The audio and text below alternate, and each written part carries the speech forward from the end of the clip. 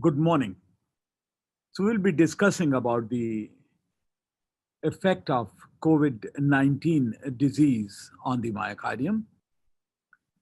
I have no disclosures pertaining to this talk.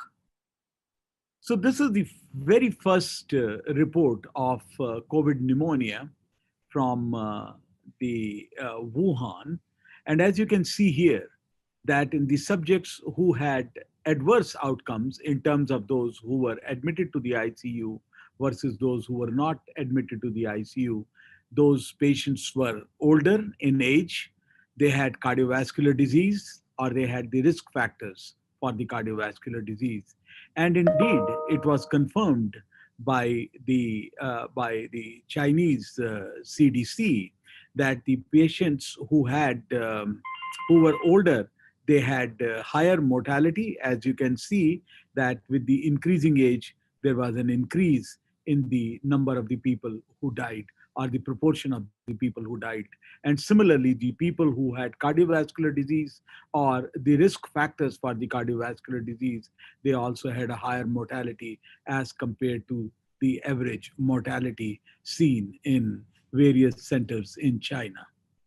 Now, this is a bit of a complicated slide here, and I would take you through this, and I will try to simplify it as much as possible.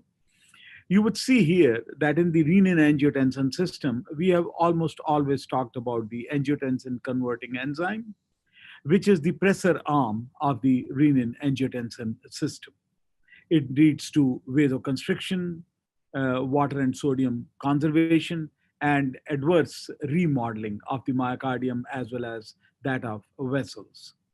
On the other hand, about 2 decades ago, there was a counterpart of the angiotensin converting enzyme, which was discovered, that is called the ACE2, which is the receptor also seen on various organs and various tissues of the body.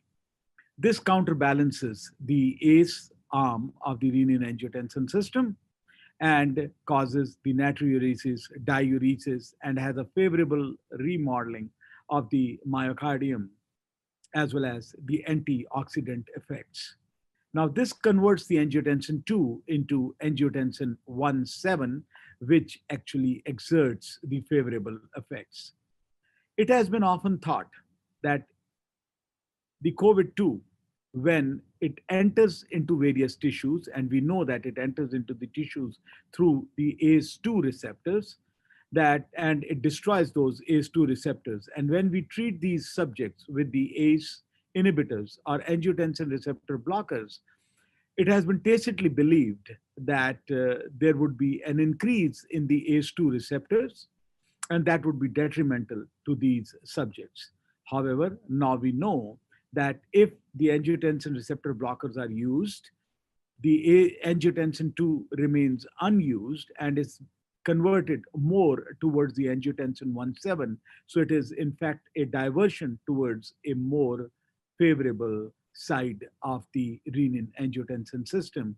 That is why it is suggested that we should not be changing the ACE inhibitors or angiotensin receptor blockers in the patients who develop the COVID disease. Now we know that the ACE2 is present on the various organ and tissues of the body, specifically in the gastrointestinal tracts, various reproductive organs, heart, and the respiratory system. As you can see here, that it is the aerosol or droplet infection. And as it goes through the naropharyngeal mucosa, it is taken up by the ACE2 receptors and is able to enter the cells. It is able to enter the alveolar spaces similarly and is taken over by the ACE2 receptors. And here you can see in one of the very recent reports that there is a diffuse alveolar damage here. As you can see that this is the earlier acute phase where there is the formation of the hyaline membrane. This is the organizing or a phase which may come 4 to 5 days after. So this is an organizing part. And here there is a reparative part. As you can see, the reactive pneumocytes here. and the fibrosis which has started to occur. And here you can see some of the inflammation, and then the spike protein staining that can be seen in the bronchial epithelium, as well as the spike protein of the COVID virus, which can be seen in the infiltrating macrophages. Now, once it comes here, thereafter, as you can see here, that this is the interaction of the alveolar lining here. As you can see in this area, these are the pneumocytes type 2, pneumocyte type 1, and there is the interaction between the alveolar space epithelium and the endothelium from the capillaries. As you can see here, normally this barrier is the intact barrier, but once the COVID virus is able to enter into the pneumocytes, as you can see here, entering through the ACE2 receptors, it basically eventually would be able to break through the epithelial endothelial barrier. Here you can see it in the histology. And on the right hand side, you can see the comparison that this is the epithelial lining of the alveolar spaces, which has started to disappear because there is a significant damage that is occurring in the alveoli, as this can be seen by the TTF1 staining. And on the other hand, the lining in the capillaries, the endothelial lining, is still pretty much intact and has only been lost at certain places. But as soon as this barrier is lost, there is the entry of these viruses, which comes to the lumen, as well as the macrophages and other cells which have trapped the COVID virus. They would be able to come into the lumen, and these viruses would also be able to hide into the endothelial cells, which is an endothelial monolayer here. Now, in this particular figure, you would be able to see the ultrastructure of various organ systems here, that you can clearly see the viral particles which are present in the tracheal epithelium in the first two subsets here, or figures here. And then you will see that they are present in the pneumocytes as well, and then in the enterocytes in the GI system, as well as in the kidney endothelium and kidney proximal convoluted tubule epithelium in this particular case. Now, once it is able to get into the endothelium, endothelium is normally an excellent barrier against the various adverse effects. As you will see that it is anticoagulant or anti-aggregatory for the platelets. It is pro-fibrinolytic, even if there are some thrombotic depositions which occur, it will be able to take care of that with the help of some of the plasminogen activators, which are endogenous activators. It is anti-inflammatory. It also causes the intact barrier function, so that the invading particles or organisms are not able to cross the barrier. Then it is vasodilatory also, as well as it has an antioxidant effect. Once there is the entry of the virus into these cells, or there is an inflammatory insult to the endothelial cells, they lose these effects. They become more procoagulant or pro-aggregatory. There is anti-fibrinolytic systems like the release of the PI1, etc. There is also the pro-inflammatory effect. Barrier function is inhibited. There is a vasoconstriction, and there is a pro-oxidant effect in these cases. This report, which has just appeared in circulation, you would see that as the viral particles enter and then the polypeptides are released, these polypeptides also release the granules by exocytosis from the endothelium. And the two most important things which are released are the p-selectin, which is mounted onto the cell surface of the endothelium, and its expression. Also, there is the von Willebrand factor, which is released, which is bound to the p-selectin, and then the platelets are able to come and aggregate on top of it.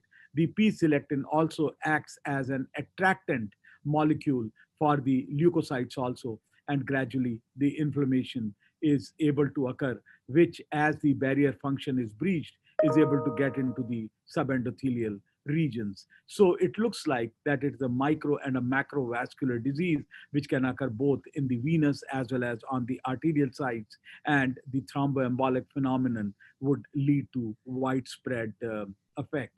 Now, as soon as this all occurs, it looks like that the endothelium is the hub of all the problems here, as has been recently proposed by Dr. Peter Libby and Tom Lucier in their viewpoint in the European Heart Journal, which appeared about a couple of weeks ago.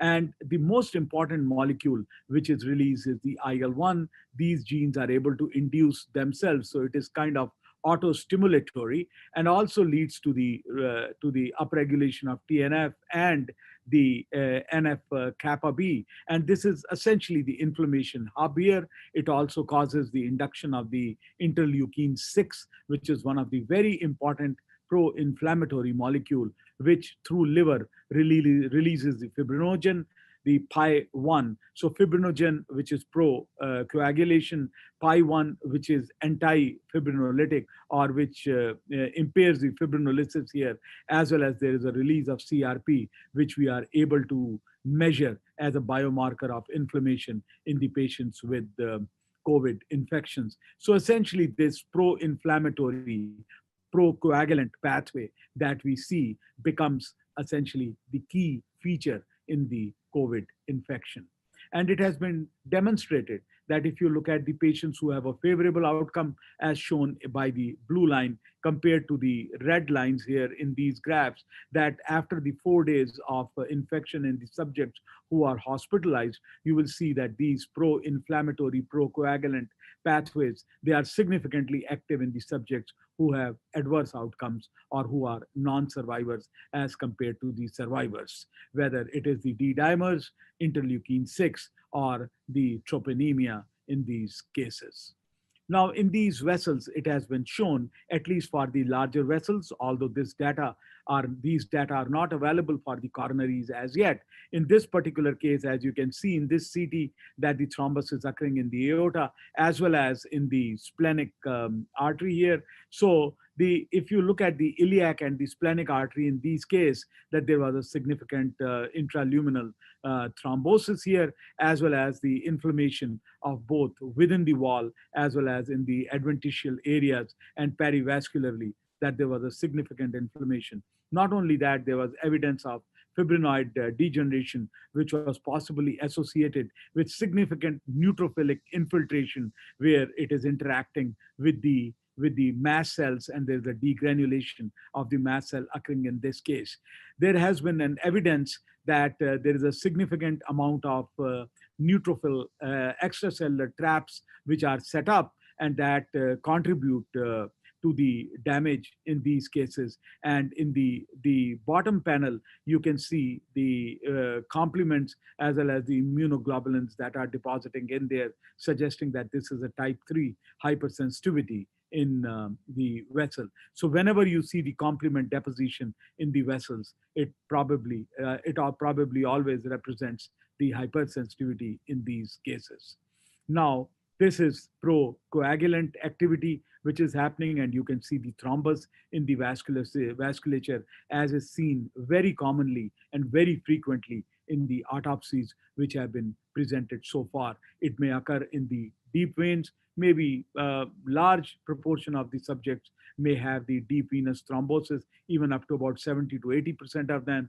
Up to 30% of them have the venous thromboembolic phenomenon, and a smaller number of the cases will have the strokes as well as the limbs and gangrenous toes in these cases. And most importantly, the thromboembolic phenomenon may occur in the upper extremities as well, unlike what we normally see. So when there is the COVID involvement, you can summarize it as was shown in one of these review articles. And these are the hypothetical mechanisms here, that SARS-CoV-2 virus anchors on the transmembrane ACE2 receptors to enter the host cells, including type 2 pneumocytes, macrophages, endothelial cells, pericytes.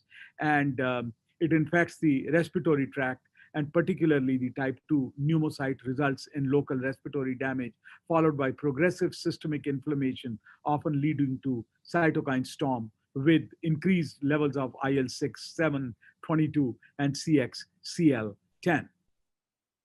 Now, as you can see here, that once it is blood-borne and once the various endothelial cells of the body have already been invaded by the virus, it should be easy for the virus to get into the myocytes in the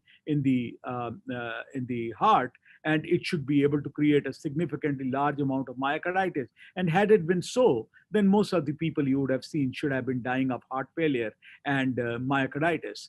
Now, as you can see here, that in the myocardium, there's a large amount of expression of various pro-inflammatory molecules, specifically when the viral load is higher as compared to those where the viral load is less. However, when we look at the histology, we see that there are some inflammatory cells here and there, but in the myocytes, you would not see much of a damage occurring in these cases, regardless whether there was a high viral load or there was a less or a mild viral load.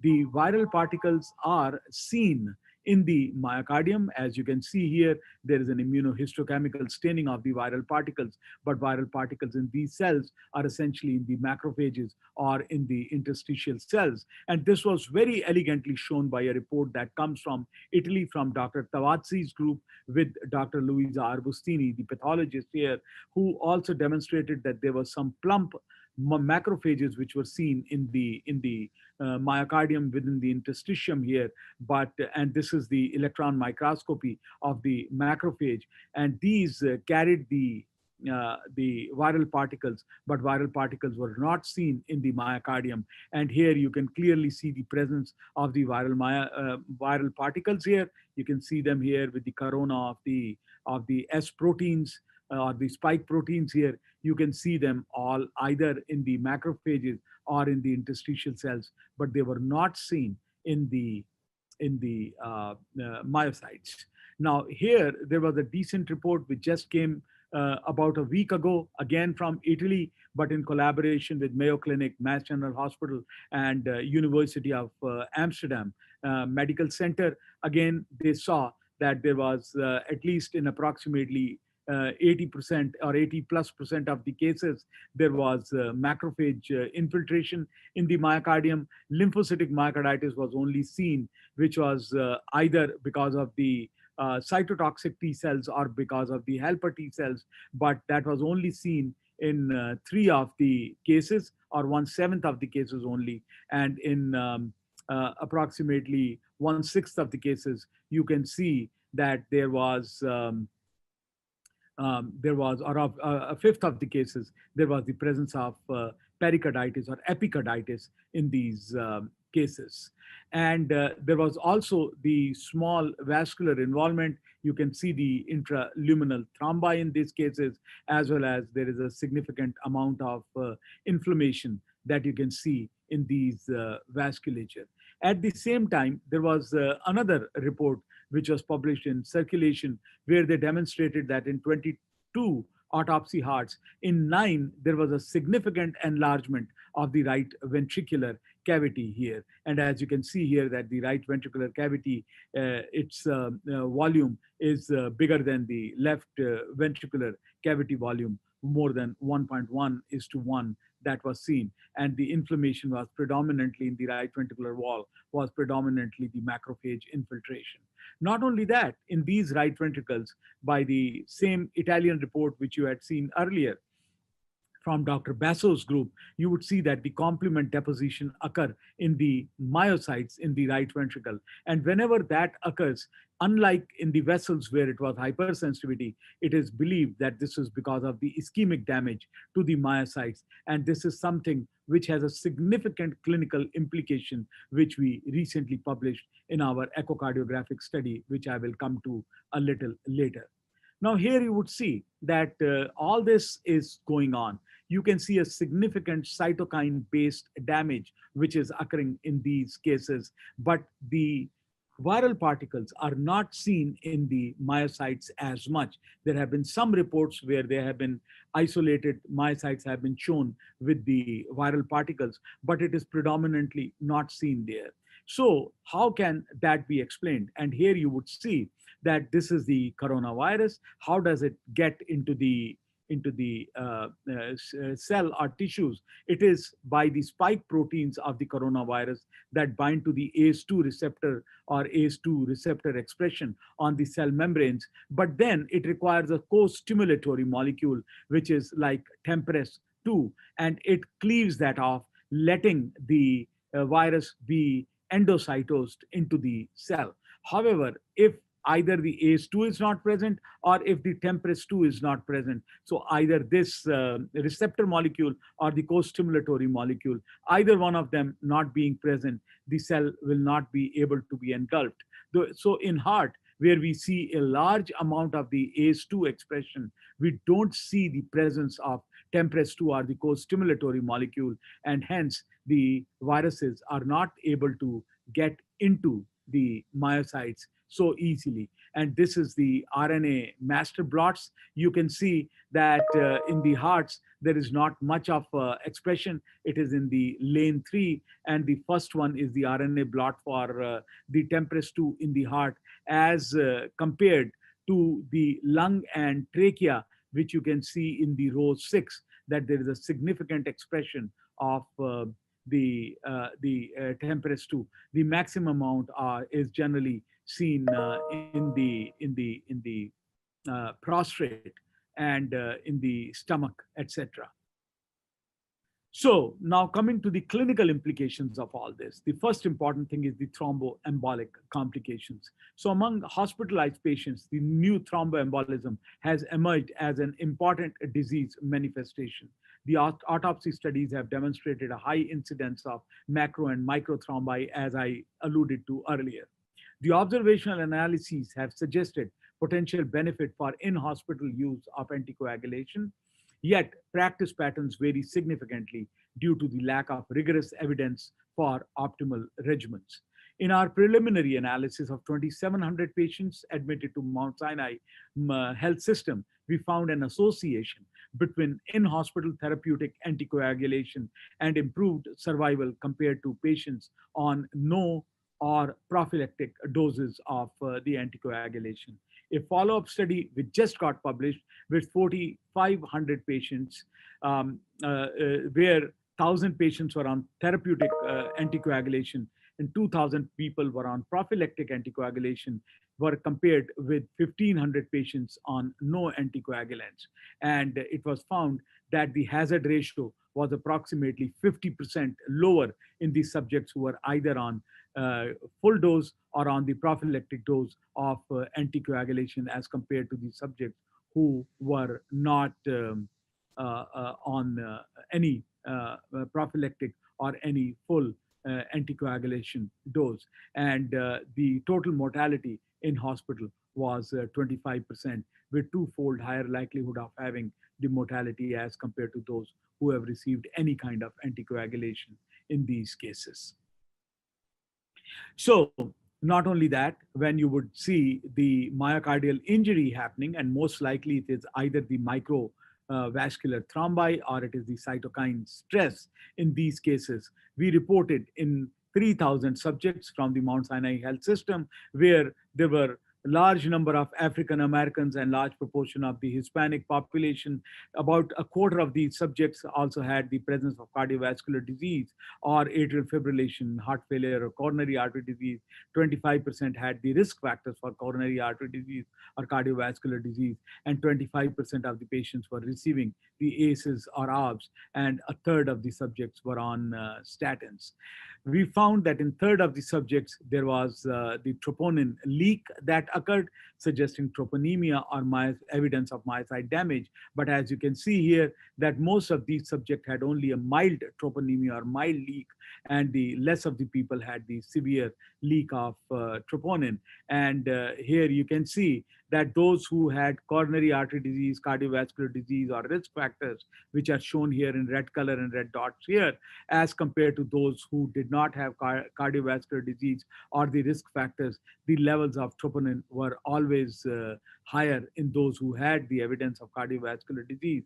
And in fact, higher the troponin leak, as you can see here from left to right, the troponin leak is increasing. And if green is the total number of the subjects, and if blue are the patients who have recovered, and red are the patients who have died, you can see that as the level of the troponin leak is increasing, the number of the subjects who are recovering is decreasing, and number of the subjects who are dying have increased significantly. Now, here, this is a subject who is presenting with ST elevation myocardial infarction type of a picture. But as you can see here, there is a right ventricular enlargement in this particular case. In the bottom panel, you will see the patient who came with a normal size of right ventricle. But on the third day, the patient had a significant enlargement of the right ventricle. And as I said earlier, that this is one of the sinister observations, that the right ventricular enlargement and right ventricular dysfunction correlates even regardless of the pulmonary arterial hypertension status, possibly suggesting that this is a cytokine effect on a thinner myocardium of the right ventricle. However, simultaneously, there have some reports which have come from Italy and some of the other parts of the world where they have shown a Kawasaki disease type of a picture. It is not a classic Kawasaki, but something like a Kawasaki pictures, predominantly in the younger subjects, maybe older than what we see Kawasaki in. And these are the subjects, most of them have already not antigen positive anymore, but most of them are antibody positive. And in one of such cases, there was a presence of the viral particles, which was seen in the myocytes also, not only in the interstitial cells as well as in the macrophages, but also in the myocytes. And then you would see that there was some evidence of myocarditis occurring in such cases.